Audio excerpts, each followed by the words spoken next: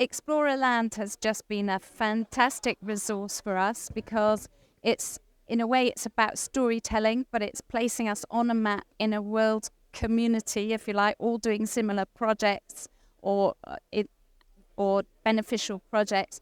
And the way it's so simple to use to put up videos or news pieces has just made it very easy. It's a very easy tool to use.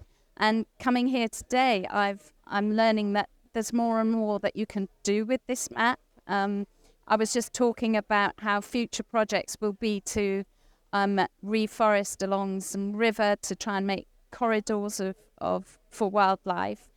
And there are tools that you have on explorer.land that will enable us to map those and be able to talk more literally from where it's happening and how people can get involved with different parts of those. So I'm learning more and more about what I can do with the map.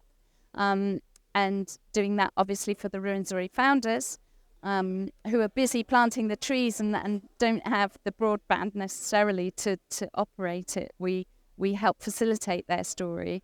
And I was amazed when I found the tool in the first place. It's brilliant.